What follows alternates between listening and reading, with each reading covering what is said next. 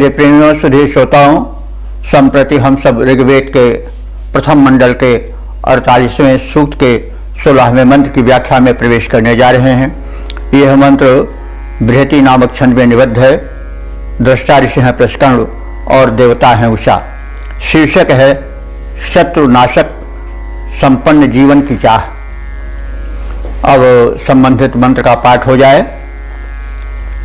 ओम सं नो राया बृहता विश्व पेशसा मिमिक्षा समिराभिरा सं द्युम्नेन विश्वतुरोषो मही संवाजैर्वाजिनीवती।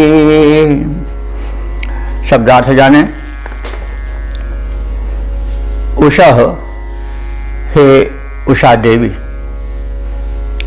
बृहता विश्व पेशसा राया।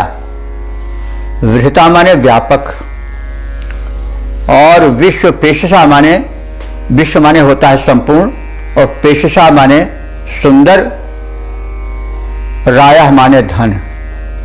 तो राय धन हमें मिले, कैसा मिले? बृहत माने व्यापक रूप से मिले। और कैसा वो धन हो कि विश्व पेशसा, सभी लोगों द्वारा प्रशंसित हो और सुंदर माना जाए। तो न हम लोगों को सममिमुक्ष, कथित धन से मिमुक्ष माने परिपूर्ण कर दो। और इड़ा भी सम आ। इड़ा भी, इड़ा का कई अर्थ होता है। इड़ा माने पृथ्वी भी होता है। इड़ा एक देवी भी हैं। और इड़ा जो हैं वो गो के लिए भी आता है। और गो और पृथ्वी समान अर्थ में वैसे भी प्रयुक्त होते हैं। तो यहाँ पर जो इड़ा है वो गायों के लिए आया है, गोधन के लिए आया है। तो इड़ा भी माने गोधन द्वारा, सम आ माने हमें संयुक्त कर दो। तो गोधन रहेगा तो क्या होगा? दुग्ध, दही, घृत आदि मिलेगा।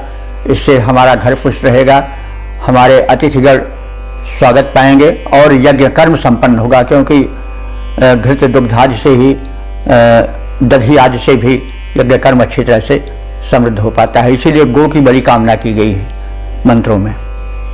तो हमें गोधन प्रदान करो। और बंधुओं, ये भी विज्ञान सिद्ध हो गया है कि गाय से ऑक्सीजन निकलती रहती है सदैव 24 घंटा। जैसे पीपल से निकलती है ऑक्सीजन 24 घंटा, वैसे गाय से भी निकलती है।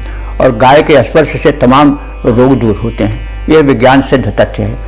इस तथ्य को हमारे ऋषियों ने बहुत पहले जान लिया था और बार बार वो गो की याचना करते हैं देवों से। और गो की बड़ी महिमा गाई गई है। तो इसलिए हमें गो धन पर विशेष ध्यान देना चाहिए, संरक्षण में, परिपालन में। तो अब हाँ, ऋषि क्या कह रहा है कि हमें आप गोधन से युक्त करो। इड़ा भी सम आ, हमें गोधन से भली भांत संयुक्त करो। और वाजिनीवती मही उषा। अब ये उषा का विशेषण है। हे उषे, तुम कैसी हो? वाजिनीवती माने धन धान्य से समृद्ध हो।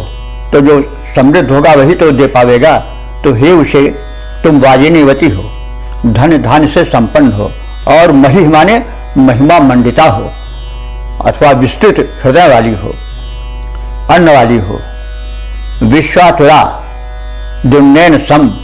विश्वा माने संपूर्ण और विश्वातुरा माने संपूर्ण शत्रुओं को संहार करने वाले। पुष्ट धन से, अन्न धन से, दुम्नेन, दुम्न कहते हैं धन को। तो ऐसा धन जो कि संपूर्ण शत्रुओं का संहार कर दे, ऐसा हमें प्रदान करो। संपूर्ण शत्रु जो है उस हम बलिष्ठ रहेंगे तो ना हमारे भीतर जो विषाणु है शत्रु रूप में रोग के पैदा करने वाले संपन्न समृद्ध होकर के हम पर आक्रमण कर पाएंगे और न हमारे बाहरी शत्रु हम पर आक्रमण कर पाएंगे। इससे संपन्न होना और समृद्ध होना और शक्ति बलवीर से पुष्ट होना ये बहुत आवश्यक है। ऋषि ने इस पर बड़ा जोर दिया है। तो ऋषि क्या कामना कर रहा है कि हे संपूर्ण समृद्ध देवी उषे, तुम हमें अन्न दो, गोधन दो और शत्रु संहारक शक्ति दो। और इस प्रकार से हमें हर तरह से संपन्न बनाओ। तो हे उषे देवी, व्यापक और सुशोभन धन से हमें संयुक्त करो, हमें गायों से परिपूर्ण करो। हे अन्न संपन्ना महिमाशालिनी उषे देवी, संपूर्ण सत्संहारक धन से हमें परिपूर्ण करो और अन्न तथा बल से हमें संपन्न करो। इसका हम जो है वह पद रूपांतरण देखें। व्यापक शोभन धन युक्त उषा गो और अन्न धन युक्त उषा, व्यापक शोभा धन युक्त उषा गो और अन्न धन युक्त उषा, जीवन सार्थक करने वाले धन और अन्न संयुक्त उषा। हमको व्यापक सुंदर धन दो, हमको व्यापक सुंदर धन दो, गोधन भी हमको अनगन दो, जिससे तन मन हो सके पुष्ट, ऐसा सदन अति शोभन दो। संपन्न बने, बलवान बने, हो अरिबाधा से मुक्त उषा, व्यापक शोभन धन युक्त उषा गो और अन्न धन युक्त उषा, जीवन सार्थक करने वाले धन और अन्न संयुक्त उषा। तो इस प्रकार से यह पद्यांतरण हम देख लिए। अब इसके सविया में बद्ध भाव को भी जान लें। हे उषे तुम व्यापक शोभन, हे उषे तुम व्यापक शोभन वित्त से देवी हमें परिपूर्ण करो। गोधन दो इस भांति मेरे घर को दध दुग्ध के द्वारा भरो। धन धान्यवती है उषे कृपया, अरिबाधा से देवी विमुक्त करो। बलवान बने वह अन्न हमें दो, बलवान बने वह अन्न हमें दो। व्यथाएं समस्त हमारी हरो, व्यथाएं समस्त हमारी हरो। बंधु, यह जो है इस प्रथम मंडल के 48वें सूक्त का 16वां मंत्र है, जो अंतिम मंत्र है। और हम इस सूक्त का संक्षिप्त परिचय प्राप्त कर लें। इस प्रथम मंडल के 48वें सूक्त में 16 मंत्र हैं। अब तक 582 मंत्र व्याख्यायित हो चुके हैं। मंत्र जो है बृहति छंद में निबद्ध हैं। मंत्र दृष्टा प्रस्करण हैं, देवता उषा हैं। उषा का प्रारूप एक देवी के रूप में किया गया है। वह अंधकार विनाशक है, मनुष्य के पथ को प्रशस्त करने वाली है और अपने अनुदानों से, धन धान्य से, गोधन आदि से उपासकों को संपन्न करने वाली है। वह रोग हरने वाली है, नई चेतना जगाने वाली है और दिव्य शक्तियों को आवाहन करने वाली है। और उषा जो है और अश्विनी कुमार का बड़ा घनिष्ठ का संबंध है। उषा प्रातः काल की अधिष्ठात्री देवी है और वो नई चेतना देती है और रोग को नष्ट करने की शक्ति देती है, आंतरिक ऊर्जा जगाती है और शरीर की जो इम्यूनिटी पावर है, रोगारोधक शक्ति है, उससे साधक को परिपूर्ण करती है। उषा का सेवन, उषा काल में जगना, कर्म में लग जाना ऋषि का संदेश है, जिसका हम सब पालन करें, अपने को धनवान बनावें, उद्यमी बनावें और आरोग्य से परिपूर्ण जीवन बिताएं। यह संदेश है इस मंत्र का। और इस प्रकार से यह 48वां सूक्त समापन को प्राप्त हुआ। अब कल हम 49वें सूक्त में प्रवेश करेंगे।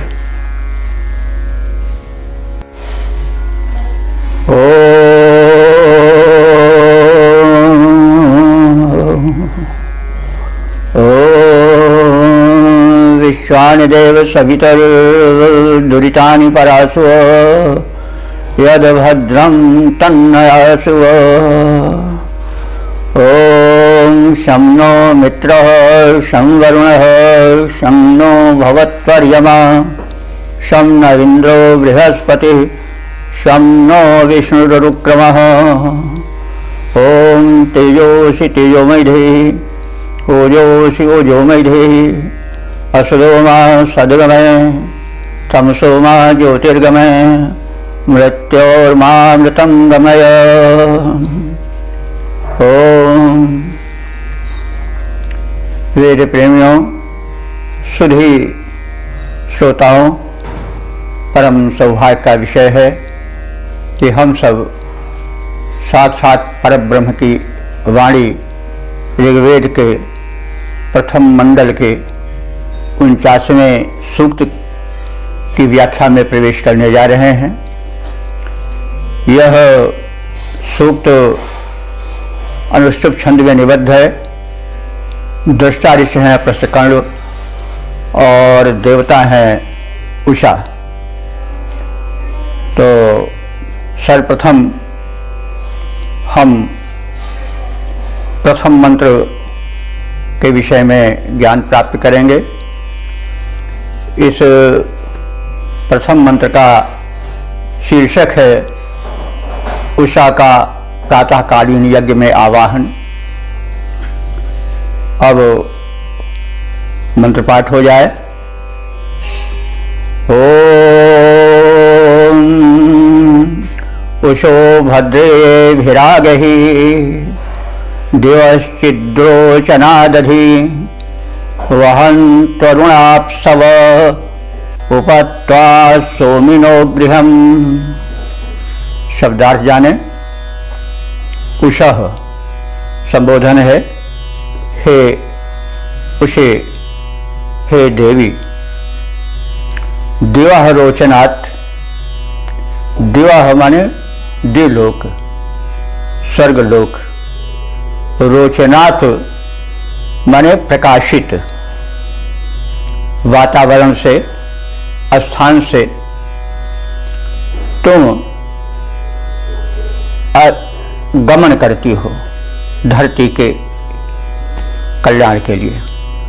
भद्रे भी अपने कल्याण की योजनाओं द्वारा आ गई। इधर इस यज्ञ की भूमि की ओर आ गई माने आगमन करो, आओ। अरुण सभा। अब उषा के अश्व का रूप बताया जा रहा है कि तुम्हारे जो अश्व हैं वे अरुण वर्णी हैं, कुछ लाल रंग के हैं। तो उषा कुछ लालिमा लिए आती है, इसलिए उस लालिमा को ही प्रारूप दिया गया है, संकेतित किया गया है अरुण लाल वर्ण के घोड़े के रूप में। तो त्वा सोमिनः, त्वा माने तुमको, सोमिनः माने सोम यज्ञ करने वाले अथवा सोम रस को तुम्हारे पान के लिए लेकर उपस्थित रहने वाले। सोम सौम्य भक्ति भाव का भी द्योतक है, ऐसा मानकर चलना चाहिए। गृहम, गृहम माने घर। घर कौन? यज्ञ गृह अथवा कर्म क्षेत्र में। उपवहंतु पहुंचा दें। कौन पहुंचा दें? अरुणप्सवा। तुम्हारे रथ के जो रक्तम वर्ण के अश्व हैं वे पहुंचा दें। उपवहंतु लाकर इस उपस्थित कर दें के अरुणप्सवा, रक्तवर्णी तुम्हारे अश्व जो तुम्हारे रथ में नधे हैं। तो इस प्रकार से इस मंत्र का अर्थ यह है कि हे उषा देवी, हे प्रातः या उषा काल या अमृत वेला को लाने वाली उसकी अधिष्ठात्री देवी, तुम्हारा आगमन देवलोक से होता है, स्वर्ग लोक से होता है। तुम स्वर्ग सुता हो और जो तुम्हारा आगमन पथ है वो बड़ा ही कल्याणप्रद है, प्रदीप्त है। और तुम उस मार्ग से इधर हमारे यज्ञ स्थल की ओर प्रस्थान करो और तुम्हारे इस प्रस्थान कर्म को परिपूरित करने वाले तुम्हारे अश्व सहायता करें, तुम्हें लाएं। वे कुछ अरुण वर्ण के हैं और हमारे इस आयोजन में जो सोम याजक हैं उनके समीप, उनके यज्ञस्थल पर, कर्म क्षेत्र पर तुम्हें पहुंचा दें, ऐसी मेरी कामना है। तो अब इसके पद रूपांतरण को देख लिया जाए। अंतरिक्ष के ज्योतिर्मय पथ से उषा पधारो, अंतरिक्ष के ज्योतिर्मय पथ से हे उषा पधारो, है मंगल प्रद मार्ग मनोरम, निज आगमन विचारो। पंथ मनोरम मंगलमय है, जिसे पकड़ आना है, सोम यज्ञ कर्ता के घर पर जिस पथ से आना है। रश्मि अरुण वर्ण के घोड़ों पर आना स्वीकार करो, रश्मिल अरुण वर्ण के घोड़ों पर आना स्वीकार करो।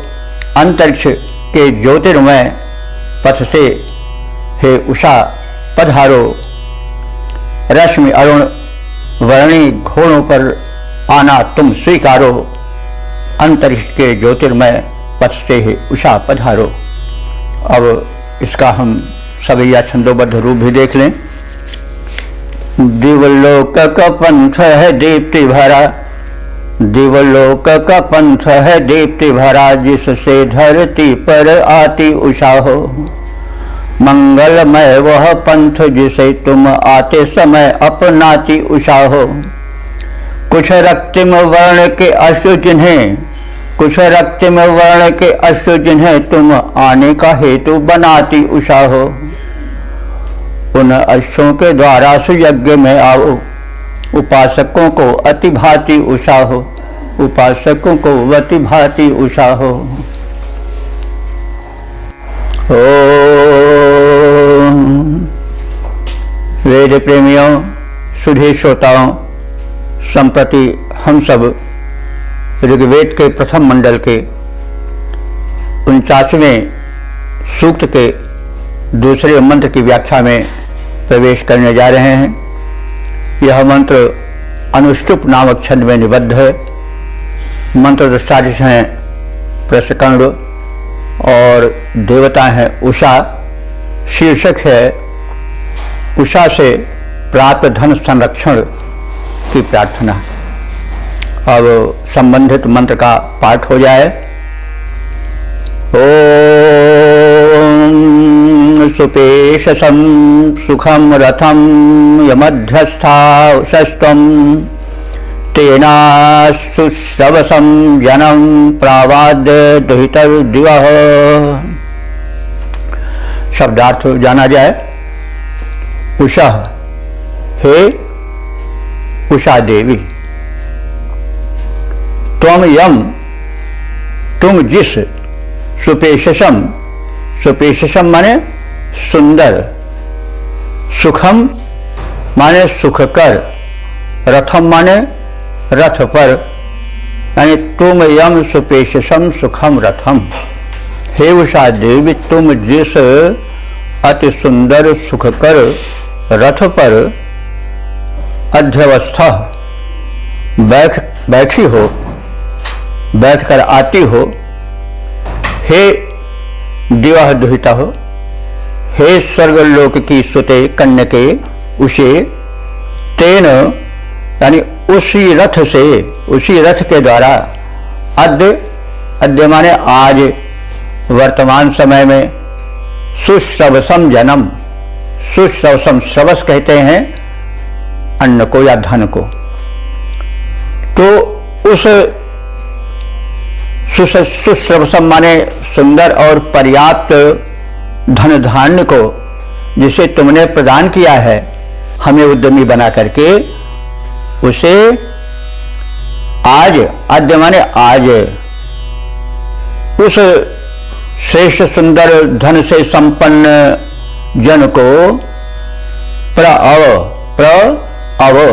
विशेष रूप से रक्षा करो। प्र उपसर्ग है, विशेष के अर्थ में आता है, अव माने रक्षा। तो तुम उस धन को जिसे मुझे उद्यमी बना करके प्रदान किया है, उस धन के संरक्षण के लिए के हेतु आओ। कैसे आओ? अपने सुंदर रथ से आओ। वो रथ कैसा है? बड़ा सुंदर है, मनोहर है, सुदर्शन है और सुखकारी है। तो धन को देवता ने दे दिया, लेकिन देना ही पर्याप्त नहीं है, उसका रक्षण भी होता रहे। रक्षण आवश्यक है। धन को चोर लुटेरे भी ले जा सकते हैं। कोई बुरी लत में फंस जाए, स्वयं घर का मालिक या घर के सदस्य, तो भी धन चला जाएगा। तो यह सब छिपा हुआ है कि आप चोर लुटेरों से तो बचाओ ही, जो कुटेव के द्वारा धन नष्ट होता है उससे भी रक्षा करो। तो इस प्रकार से प्राप्त धन की, चाहे जो धन हो, धन की विविध कोटियां हैं, किसी भी प्रकार का धन है जो तुमने कृपा कर उद्यम जगाकर हमें दिया है, उसका संरक्षण भी करो, ऐसी प्रार्थना है। तो अब इस मंत्र का पद रूपांतरण देख लिया जाए। उषा देवी रथ रम्य तुम्हारा, वह अति सुखद सवारी। उषे देवी रथ रम्य तुम्हारा, वह अति सुखद सवारी। उसी श्रेष्ठ रथ द्वारा आओ, रक्षा करो हमारी। जो यजमान हव्यदाता शुभ कर्म यज्ञ करते हैं, हविष्यान अर्पित कर तेरा सुखद ध्यान धरते हैं। स्वर्ग कन्या के संरक्षण दे, उनको करो सुखारी। उषा देवी रथ रम्य तुम्हारा, वह अति सुखद सवारी। उसी श्रेष्ठ रथ द्वारा आओ, रक्षा करो हमारी। इसका सवैया रूप देख लिया जाए। मनोहारी बड़ा सुखकारी बड़ा, मनोहारी बड़ा सुखकारी बड़ा रथ है, जिसको अपनाती उषा हो। अति दिव्य सवारी तुम्हारी बड़ी, जिस पर आसीन हो आती उषा हो। तुम स्वर्ग सुते उपकारी बड़ी, जगती गुण तेरा ही गाती उषा है। प्राप्त हुए धन रक्षण हेतु, धरा तुमको ही बुलाती उषा है। मनोहारी बड़ा सुखकारी बड़ा रथ है, जिसको अपनाती उषा हो।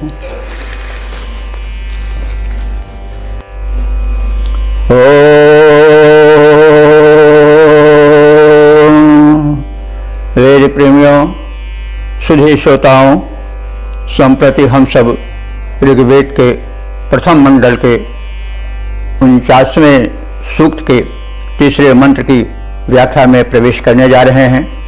यह मंत्र अनुष्टुप नामक छंद में निबद्ध है। दृष्टा ऋषि हैं प्रसकर्ण और देवता हैं उषा। मंत्र का शीर्षक है कर्म प्रेरिका उषा। अब मंत्र का पाठ हो जाए। ओम वयश्चित्ते पतत्रोदुपच्चतुष्पदर्जुनी उषः प्रारन्नृतु रनु दिवो वन्तेभ्यस्परि। ओम अब शब्दार्थ से परिचित हो लें। अर्जुनी उषा, अर्जुन कहते हैं शुभ्र वर्ण, गौर वर्ण। तो हे गौर वर्णा, शुभ वर्णा उषे, ते ऋतून अनु, तुम्हारे आगमन के पश्चात, ते माने तुम्हारे, ऋतून माने आगमन, अनु माने पश्चात। तो हे शुभ वर्ण वाली सुशोभन उषा, तुम्हारे आगमन के पश्चात क्या होता है? द्विपद चतुष्पद। द्विपद माने दो पैरों वाले, कौन है? मनुष्य। और चतुष्पद कौन है? चार पैरों वाले कौन है? वो है पशु। तुम्हारे आगमन के पश्चात मनुष्य और पशु, और कौन? पतत्रिणा वयः। पतत्रिण कहते हैं पक्षी को, क्योंकि वे पंखों से के सहारे उड़ते हैं और उनकी रक्षा उसी से होती है। तो पतत्रिण वयः, वयः माने पक्षी होता है। वयः, वयाभियाज कहते हैं खास पक्षी को, लेकिन वो संपूर्ण पक्षी के लिए आता है। और पतत्रिण यहाँ पर उसका विशेषण हो जाएगा। वे पक्षी जिनका कि सहारा रक्षा का, उड़ने का होता है उनका पंख। ऐसे उड़ने वाले पक्षी दिवह अंतेभ्य परि, दिवह माने दुलोक के, अंतेभ्य माने अंत तक, परि माने चारों ओर से। यानी तुम जब आती हो तो उसके पश्चात पक्षी जो है वो तुम्हें, तुम्हारे स्वागतार्थ बड़ी ऊंचे उड़ते चले जाते हैं। तो कहने का मतलब तुम्हारा स्वागत व्यापक रूप से धरती पर होता है। तो हे शुभ वर्णा उषा देवी, तुम्हारे आगमन के पश्चात धरती पर बड़ी शुभ प्रतिक्रिया होती है। तुम्हारे स्वागत में 2 पैरों वाले मनुष्य, 4 पैरों वाले पशु और पंखा ही जिनका सहारा है, ऐसे पक्षीगण बड़े ऊंचे आसमान में उड़ते हुए तुम्हारे स्वागतार्थ तत्पर हो जाते हैं, संलग्न हो जाते हैं। और तुम हमारे बीच में आती हो तो सबको बड़ी प्रसन्नता होती है। तो भावार्थ यही है कि हे शुभ वर्ण वाली सुंदरी उषे, तुम्हारे आगमन के पश्चात द्विपद, चतुष्पद और गगनचारी पक्षीगण गगन मंडल में दूर दूर तक, ऊंचे तक विचरण करते तुम्हारा स्वागत करते हुए दिखाई देते हैं। ऐसे तुम शुभ वर्ण वाली उषा का हम सब स्वागत करते हैं, अपने यज्ञ स्थल पर बुलाते हैं, कर्म क्षेत्र में तुम्हारे स्वागत के लिए तत्पर हैं। अब इसका पद रूपांतरण देख लिया जाए। हे शुभ्रवर्ण सुंदरी उषा, हे शुभ्रवर्ण सुंदरी उषा, आगमन तुम्हारा सुखकारी, तेरे आते ही स्वागत में रत होती सुभग सृष्टि सारी, तेरे आते ही स्वागत में रत होती सुभग सृष्टि सारी। क्या भूचर नर क्या चौपाए, क्या भूचर नर क्या चौपाए, क्या विहग वृंद जो नभचारी, चेतना मग्न आनंद लीन हो जाते हैं सब संसारी। स्वागत रत ऊंचे अंबर में उड़ जाते खग नभचारी हैं, उड़ जाते खग नभचारी हैं। हे शुभ्रवर्ण सुंदरी उषा, आगमन तुम्हारा सुखकारी, आगमन तुम्हारा सुखकारी। अब इसका हम सवैया छंदोबद्ध रूप भी देख लें। अति शोभन शुभ्र है वर्ण तुम्हारा, अति शोभन शुभ्र है वर्ण तुम्हारा, तुम्हारी प्रभा अति भांति उषा हो। जब आती धरा पर हो सबको शुभ कर्म में नित्य लगाती उषा हो। मानव को पशु पक्षी सभी को स्वकर्म के हेतु उठाती उषा हो। खग वृंद पसार के पंख उड़े, उनको तुम ही तो उड़ाती उषा हो, उनको तुम ही तो उड़ाती उषा हो। ओ वेद प्रेमियों, सुधी श्रोताओं, संप्रति हम सब ऋग्वेद के प्रथम मंडल के 49वें सूक्त के चतुर्थ मंत्र की व्याख्या में प्रवेश करने जा रहे हैं। यह मंत्र इस सूक्त का समापन वाला मंत्र है, अनुष्टुप छंद में निबद्ध है। मंत्र दृष्टा ऋषि हैं प्रशकर्ण और देवता हैं उषा। शीर्षक है दीप्तमती उषा का यज्ञ में आवाहन। अब मंत्र पाठ हो जाए। ओम विच्छन्ति हि रश्मिभिर्विश्वमाभासि रोचनम, तां त्वां मुशर्व सुवयो गिरिः कण्वाहुषत्। शब्दार्थ जाने।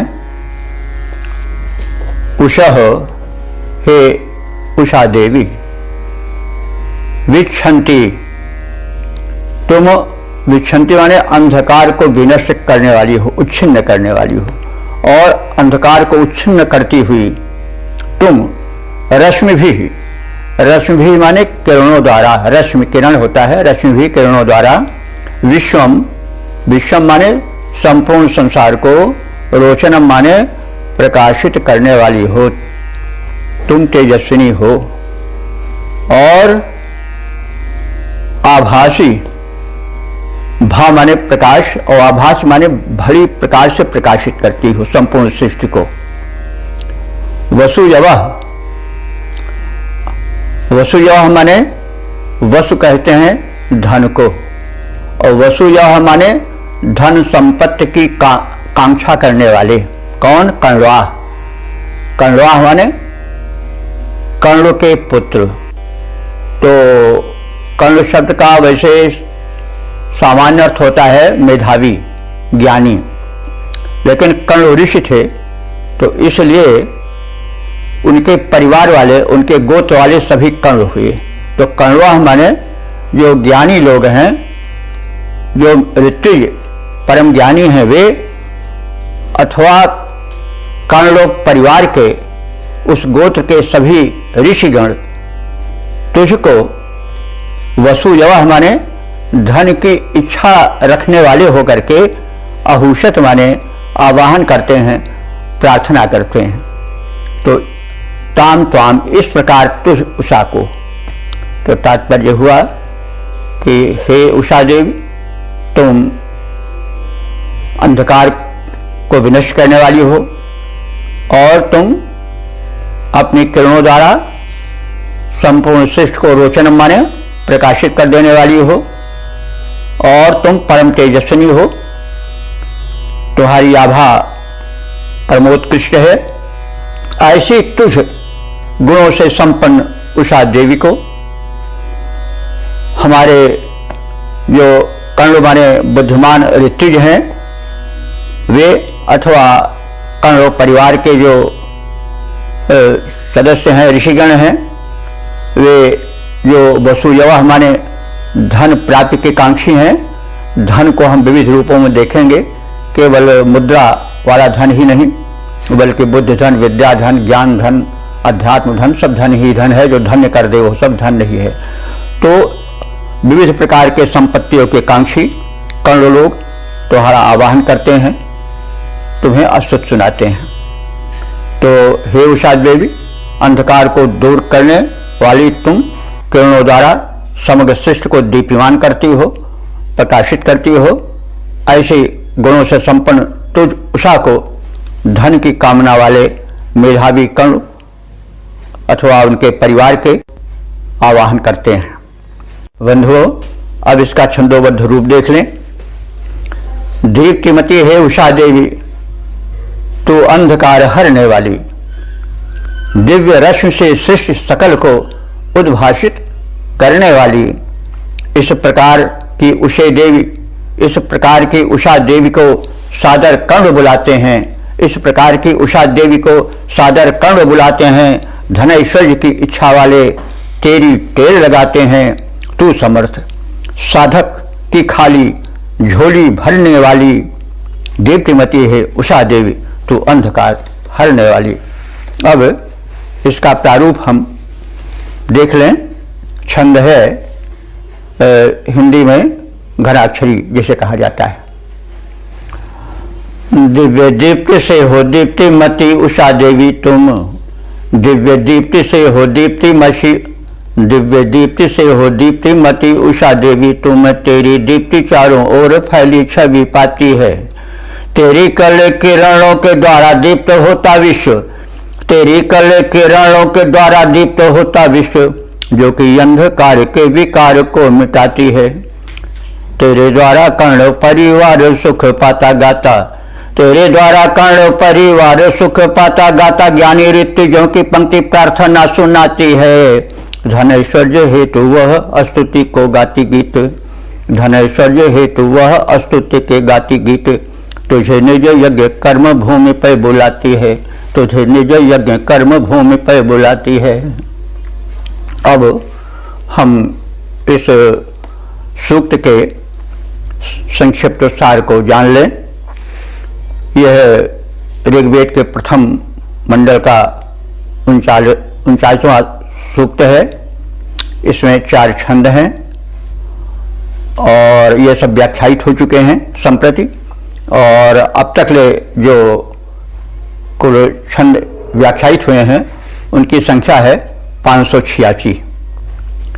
इस सूक्त के सभी छंद अनुष्टुप नामक छंद में निबद्ध हैं और ऋषि हैं प्रश्नकर्ण, देवता है उषा। तो उषा परम शक्तिमान परमात्मा की वह शक्ति है जो चेतना लाती है, कर्मस्था जगाती है। ऋषियों ने उसे ही उषा के रूप में देखा है। तो उषा का परम मनोरम चित्रण, काव्य में चित्रण उषा सूक्त में हुआ है। वह कर्म की प्रेरिका है, प्राणी मात्र को कर्म में लगाती है, नवीन चेतना जगाती है और अमृत बरसाती है। उषा काल को अमृत बेला भी कहा जाता है। यह वह काल है जो सूर्योदय से थोड़े पहले का होता है, जबकि झुलफुलापन आ जाता है। अंधकार जो कि रोधक है, जो कि पथ में अवरोध पैदा करता है, उसको उषा हटा देती है और शुभ कर्म प्रेरिका बन करके मुस्काती हुई आती है। इसके इस स्वरूप पर, गुण पर मुग्ध होकर के ऋषियों ने मुक्तकंठ से प्रार्थना की है। उषा का मानवीकरण हुआ है। एक बात, एक निवेदन और हम करना चाहते हैं कि मानवीकरण को अंग्रेजी में पर्सोनिफिकेशन कहा जाता है और उस अलंकार की वहाँ बड़ी कद्र है। और लोग बताते हैं कि यह अंग्रेजों के या अंग्रेजी साहित्य की देन है पर्सोनिफिकेशन अलंकार, लेकिन वे शायद इस ओर नहीं ध्यान देते हैं कि हमारे ऋषियों मुनियों ने बहुत पहले बड़ा सुंदर मानवीकरण प्रस्तुत किया है। उषा देवी उसका दिव्य उदाहरण है। तो इस उषा सूक्त की मनोहारिणी छटा को हम देखें, जिसमें कि उषा से चेतना, जागरण और दीप्ति की प्राप्ति होती है और उससे धनैश्वर्य की भी कामना की जाती है। जो कर्मठ होगा वो धनैश्वर्य को पावेगा ही। कर्मठ उषा काल में जो होता है वो विशेष अपने कर्म में सफलता प्राप्त करता है, क्योंकि एक विशेष चेतना, एक विशेष दैवी शक्ति का संचरण इस उषा काल में होता है। बार बार इस कहना चाहता है कि जो उद्यमी हैं, जो ऐश्वर्य चाहते हैं, वो उषा काल में प्रवृत्त हो जाएं और अपने कर्म में संलग्न हो जाएं। यह ऋषि का विशिष्ट संदेश है, जिसका अनुपालन सबको करना चाहिए, जो वैदिक ऋषियों की सबसे बड़ी देन है। एक विचारात्मक प्रस्तुति है। हमें हर मंत्र के जो सूक्ष्म विचार हैं, जो संदेश हैं, उनको धारण करके अपने जीवन में उतारना चाहिए। ये आपसे निवेदन है।